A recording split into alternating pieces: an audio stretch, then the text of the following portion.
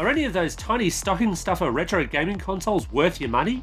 And how is hardware like the Raspberry Pi helping bring classic arcade games back to life?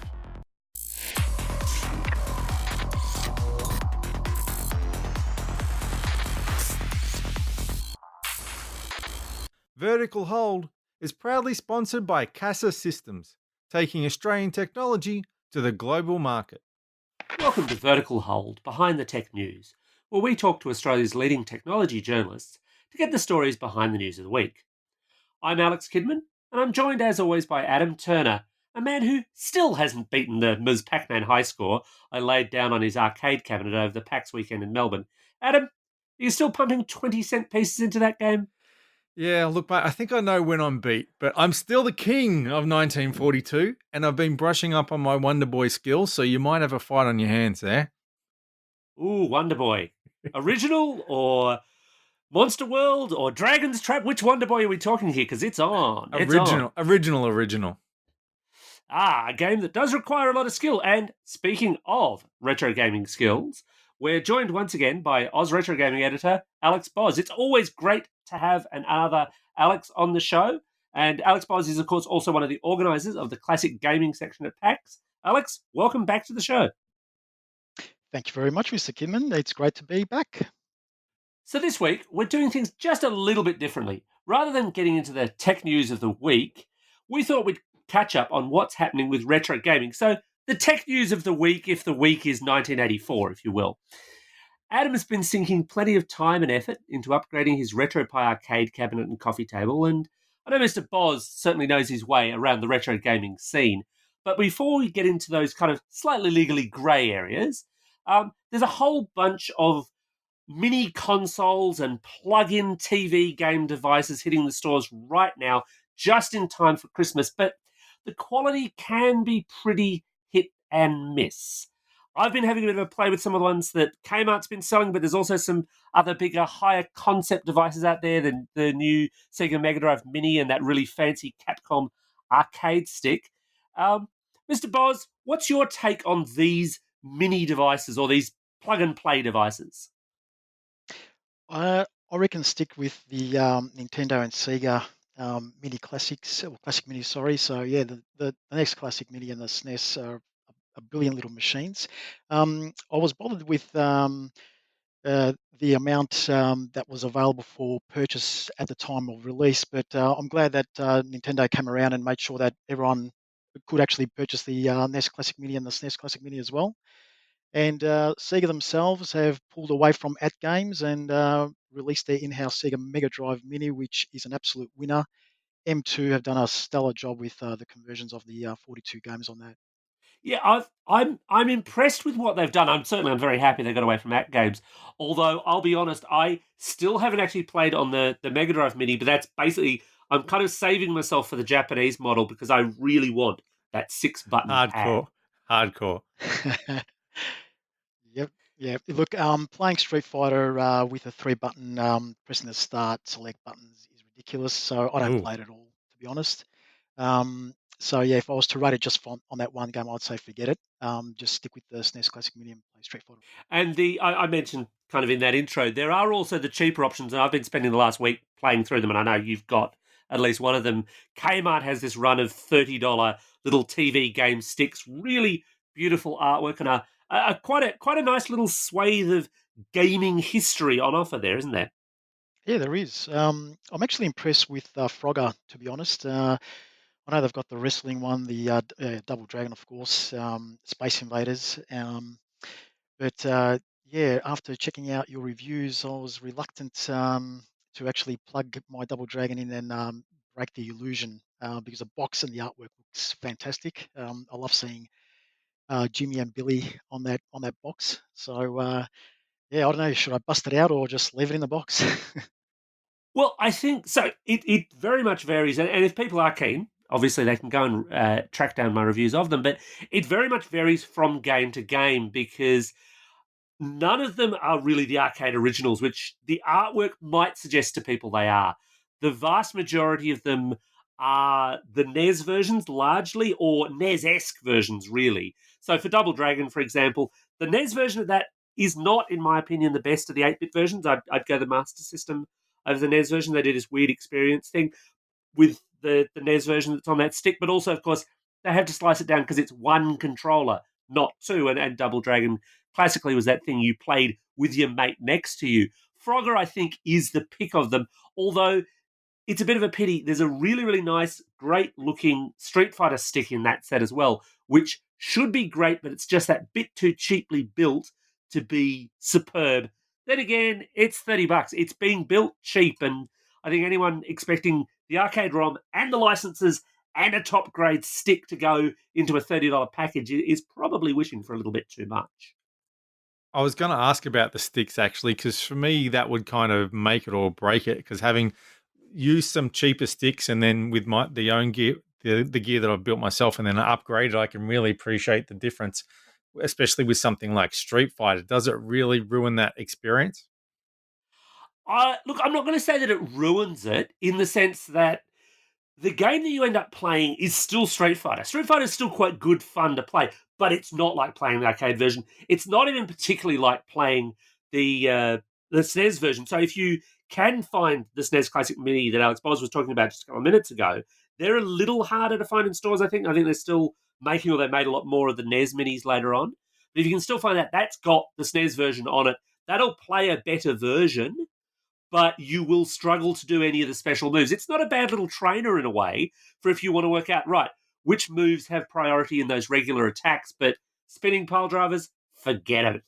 So I've also noticed, and Mr. Boz, you'd have an opinion on this as well, that I didn't appreciate until I started playing with Retropie and looking at games running on different emulators, how much of a variation there was between the different platforms. There was a couple of games that I was cycling through and like, wow, this really is not such a great experience. How much of a difference did it make over the years as to who ported it and where they ported it? And is it a problem these days that they don't necessarily seem to care when they're reviving these things where they're porting it from, unless you're a big player like, someone building the NES or the SNES, the mini NES or the mini SNES? Definitely.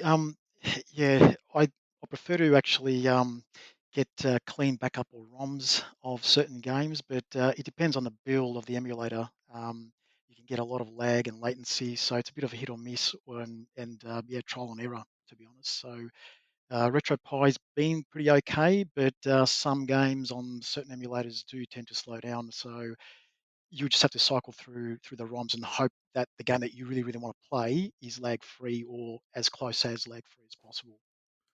But do we notice that also, like Alex is saying, with these little things you can buy at Kmart, some of them would be using not the best ROMs, not the best ports, maybe running on emulators. Have you noticed a bit of hit and miss quality in them over the years as well?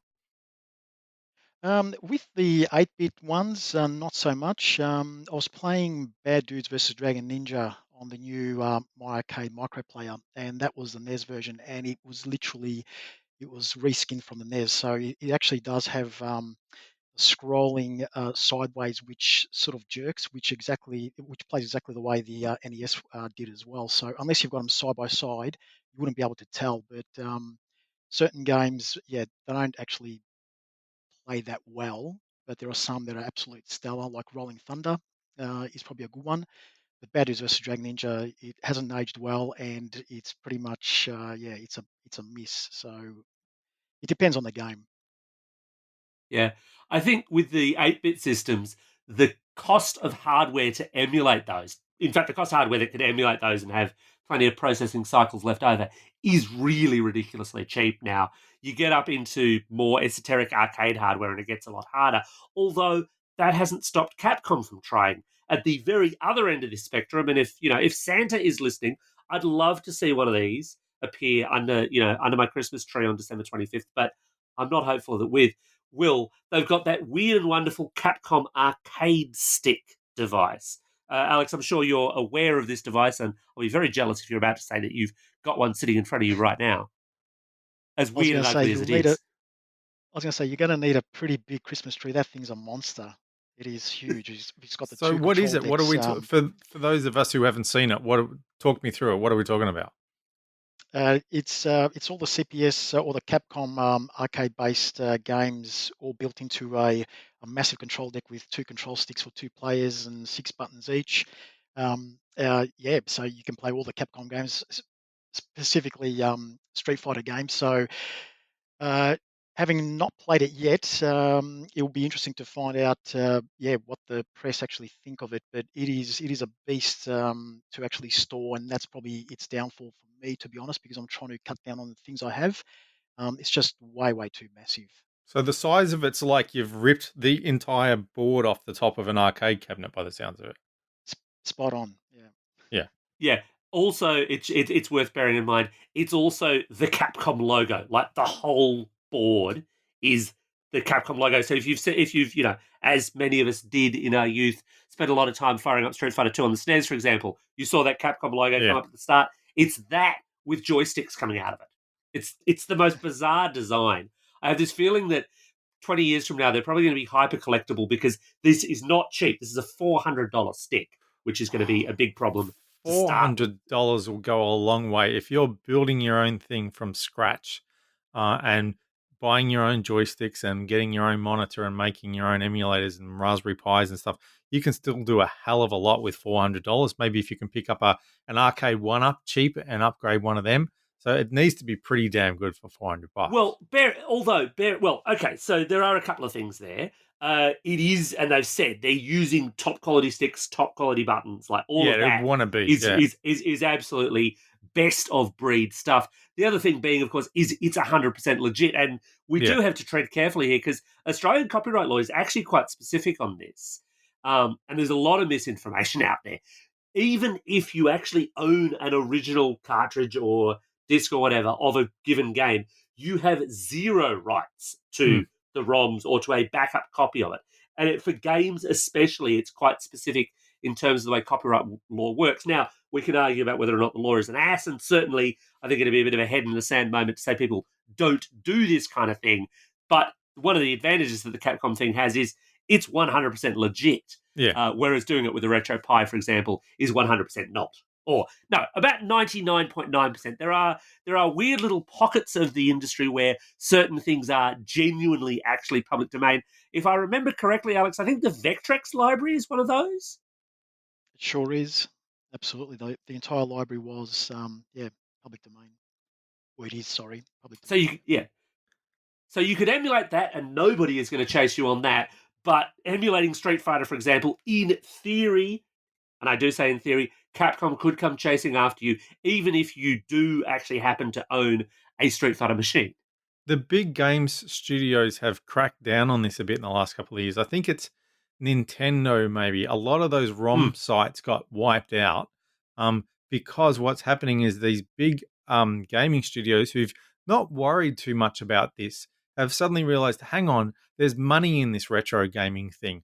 We can resell these, we can republish these games in new little hardware. We can sell them through our online portal. So suddenly we care about the fact that people are getting it for free. So there's really been a crackdown in the last, I think, year or two, maybe. It gets pretty hard, though. I mean, for an obvious studio, so for a Nintendo, for a Mario game, for example, very obvious, we know who owns it. Yeah. For if you're into your kind of classic 8 and 16-bit computers, so your Commodore 64 or Spectrum or Amstrad, the Amiga, stuff like that, there's loads of little studios where actually working out who owns the rights is really convoluted. And if you look around some of the retro scenes for these things, there's even some ongoing legal debate around some titles and who owns them and who doesn't and who's bought the rights because companies went under or companies got bought by other companies. Abandonware, I think, is the word you're looking for. Abandonware. But abandonware is a legal fiction. Abandonware is not a thing. It's not. It simply does not exist. It's not so much abandonware in a sense as ignoranceware. I think there's a lot of companies out there that probably do own a lot of rights to various weird things, but they just don't realize it or think about it. And certainly a lot of the interviews that you read around this suggest that the people who do try and do the right thing, who do try and track down the rights for things to release them, end up in these amazing conversations with people where they're saying, oh, you own the rights to this. And the companies go, oh, really? Do we? Now, the flip side of this that I've found interesting is that you see a lot of clone hardware that will run the NES and the SNES cartridges, for example. How are they doing that? Are they licensing the right from someone like Nintendo to use their platform but build their own hardware? Like, where do they sit? I was going to say Analog is probably the biggest one. They've got the FPGA based consoles, the NT Mini, the Mega SG, and the Super NT consoles, which basically run the entire library of NES, SNES, and Mega Drive Genesis cartridges. Um, how they got the rights, I don't know, to actually implement the NES, SNES, and Mega Drive core into the FPGA to be able to run the carts. Yeah, I wish I was a lawyer and actually understood that part, but But they must be So using my their IP somewhere. No, so I can sort of answer this with the caveat that I'm as much of a lawyer as Lionel Hutz is, if you know what I mean. Um, my understanding around this is that a lot of the hardware building that companies like that are doing relate to patents and similar legal concepts that Nintendo and Sega did hold when they developed these original machines, which by and large have expired. And it's the same kind of legal framework that says or suggests, again, and a lot of this stuff, to the best of my knowledge, is not tested in Australian law specifically, but it's a lot of the stuff that suggests that an emulator itself is not illegal. It's the running of the specific software code that may be. But if the And so emulator is not illegal in the software, but what about the hardware then? If you're building specific hardware to run the emulator, not just to run the actual ROMs, but to run the cartridges, I would think that you'd be using their intellectual property somewhere. But you're saying that the rights have expired to that, even if they that haven't is expired to the that. games. Look. Undeniably, there's a bunch of it out there which is completely unlicensed. That Yeah, you pick up off eBay or wherever you do your online Akihabara. tech shopping. Yeah, there's undeniably a lot of janky stuff out there. But my understanding is, for the larger players who are more legit on this, is that the vast majority of the rights have expired. It may also play in, and here I'm very much spitballing, but there were the famous cases. Around who was it, Tengen and the NES, where Nintendo had a lock on the number of cartridges that people could produce, that software developers could produce, and they started making ones that would work. They were just a different shape. Nintendo was not producing them and not getting their cut. Nintendo took them to court and lost. And there may be a relation within that as well that gives them that much legal safe harbor to produce these kind of devices. I mean, certainly, whilst I don't know that Nintendo can do anything about an absolute Yumcha clone console, the bigger, more established players, they're not going to be unaware of. They're just not doing anything about it. And I don't know that they can, but that's not a super informed opinion, obviously. I would think another challenge for people with trying to use the original hardware is hooking it up to a new television. And I saw that Tim Biggs, who's been on the show before from The Age and the Sydney Morning Herald, wrote a good piece the other day about the difficulties that he's had getting, I think, his Nintendo 64 to work on his new TV that's got HDMI inputs. Is that one of the times when new hardware and new ways of emulating can actually make it easier to get something on the television than it would be if you had the original hardware? Not just easier to plug it in, but easier to get a good picture out of it. I would say definitely go for the newer stuff, especially the classic minis. They've got built-in filters and scanlines if you want to emulate or have that old school TV look and feel on your TV. Just plug in HDMI and you're done. The Nintendo 64 on a new TV obviously is going to be stretched out. So hold on to those big CRT TVs if you've got them. Otherwise, it's not going to look good at all. And just hope that Nintendo do release a 64 mini in the near future. You can usually get a newer TV to do a 4:3 image and avoid the stretch thing, but an awful lot of the smoothing and an awful lot of the way that they just work with those, at best kind of composite or maybe S video if you invested in the fancier cables, it still just doesn't look that good. You're right, a CRT is so much better for that if you can do it. The ability to turn on scan lines makes a huge difference. So it looks like an old TV and you can see those little black lines between the pixels. Without it, it just doesn't look right. And it's hard to figure out what's wrong with it until you switch it back on. But yeah, the ability to generate scan lines makes a huge difference for me. Yeah, was going to say you can also buy third-party products to plug between the TV and your old consoles, but they cost a packet, so you might as well just invest or buy a CRT TV. It will actually be cheaper for you. If you can find them, they are getting. I mean, yeah, we are dipping back into technology that actually burns out in the same way, sadly, as some consoles do as well. Which does get us into that kind of territory of build your own. And Adam, I know you've been doing a bit of work in this area of late. Yeah, I built a coffee table arcade machine a couple of years ago for an article for, I think it was Hyper Magazine, and dropped a Raspberry Pi into it, dropped a Dell monitor into it, built my own control sticks, and I was had it running on something called Raspberry Arcade, which is now being put aside. And I think the guy who made that's one of the people working on Retropie. So I recently upgraded that to Retropie. Plus, I grabbed an arcade one up that was half price at Aldi, ripped the guts out of it because it only ran Rampage and a couple of other games. Again, dropped a Raspberry Pi in it, new sticks in it. And it's amazing what you can do with these things, especially the Pi 3 that's in the coffee table.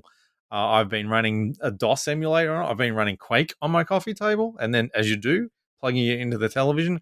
It even handles PlayStation 1 games fairly well. I'm not sure if you want to push it much harder than that. So if you as you say, you're in a legal grey area. But in terms of getting access to a wide range of older games, something like RetroPie will put pretty much any platform you can think of before about the PlayStation 2 at your fingertips. It doesn't mean it's all plug and play.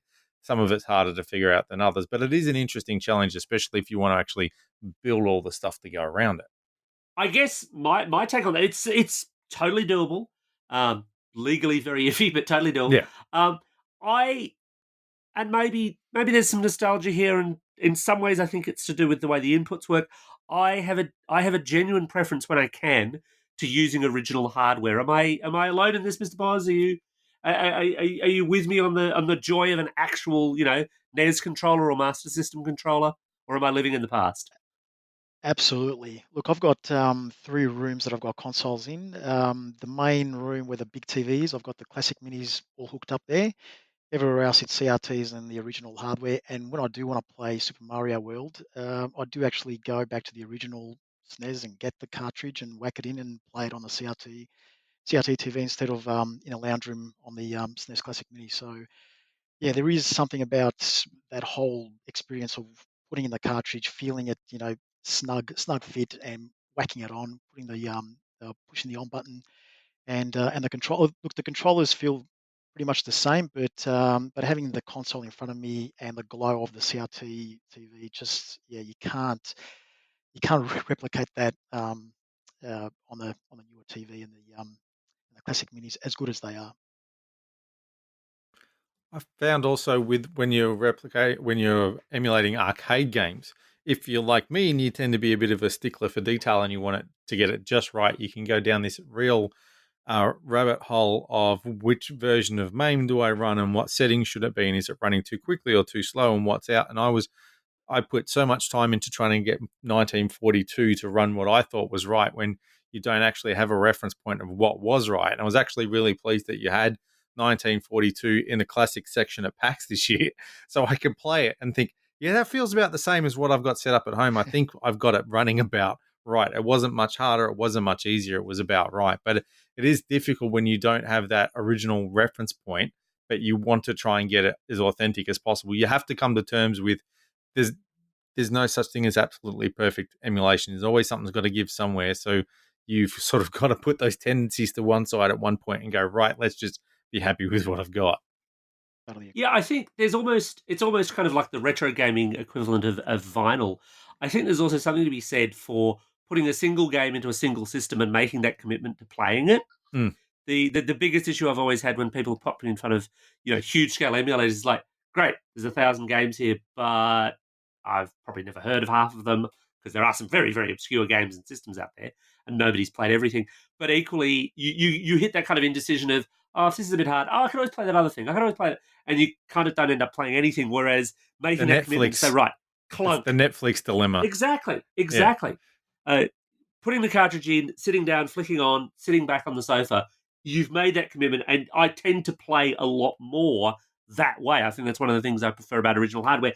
But we can't ignore the other problem with retro gaming at the moment, which is, of course, the cost of the whole thing. Because $3.99 might be an awful lot to spend on a Capcom Arcade stick, but if you wanted to get the games that are sitting on that thing, it'd cost you an awful lot more. They would. Those CPS boards are upwards of about $500-600 each, and then you've got to consolize them, and yeah, it will just probably cost you triple the amount of cost of the actual Capcom arcade stick. So when people talk about this, you're thinking of the consoles, but also there's a big area of emulating handheld machines as well, aren't there? And they're third party machines and emulators, and you can run things like RetroArch on different platforms. Is that right, Mr. Boz? Yeah. I've been naughty and purchased a second PS Vita that I could actually hack to play homebrew in inverted commas there. It's not for the faint-hearted because you can actually brick your Vita if you don't know what you're doing. But there's plenty of material on the internet if you actually search for the jailbreak, if I could use that term. And yeah, look, RetroArch is an all-in-one tool of choice to use for all manner of old school gaming via its built-in cores, so you can actually emulate any system under the sun. And it actually updates automatically. So if someone actually updates that particular emulator for the DS, for instance, RetroArch will actually go and grab that latest one and rebuild its core, and also go through your library of games as well. So yeah, it took a bit of fiddling, but it's probably as close as possible to the perfect emulation for me personally. But nothing will replace the original. So it's not like the idea of when you would chip an old PlayStation 1 just so you could play copied games on it. It's not that you can put other Vita games on it. It's that you can actually turn the Vita into other handheld consoles. Correct. Yeah. So it's a soft mod. That's awesome. Yeah. Yeah, it is. It is. However, it needs to be a certain firmware version, and that's why I had to buy a secondary one. So I've got my original PS Vita, which is legitimate, and this one I specifically bought because it was an older firmware that can be jailbroken, so Yeah. it can run Can it do the oil an panic, the emulation. Game and Watch oil panic? That's what I want to play. Geez, that is a very good question. You know what? It's got Come so on, many man, keep emulators. up. These are the questions people want answers to. Oh, it's that paralysis of choice. It's there's so many emulators through Yeah, there. I just went straight to MAME, and I wanted to play Galaga, for instance. And Mega Drive, I nice went straight choice. to Truxton. Yeah. So, and that's a problem when you've got a lot of choice. You tend to just skip, like we were discussing before. So, I've got certain games, and I've purposefully deleted a lot of games. So that way, I just have the ones that I know I'm going to keep on coming back to. Well, that just about wraps up another episode of Vertical Hold. Thanks to Alex for joining us for the show. Now, Alex, if folks want to find you online and on social media, where can they do that? OzRetroGamer.com and OzRetroGamer on Facebook and Twitter and Instagram as well. Awesome. And of course, you can catch up with us on Twitter at VerticalHoldAU or via the Vertical Hold Facebook page. And thanks, as always, everyone, for listening again this week. We really appreciate all your feedback, your shout outs. And let us know if we mentioned a game that kind of was a big part of your misspent youth. And, tell your friends, share the good word, get them onto the podcast.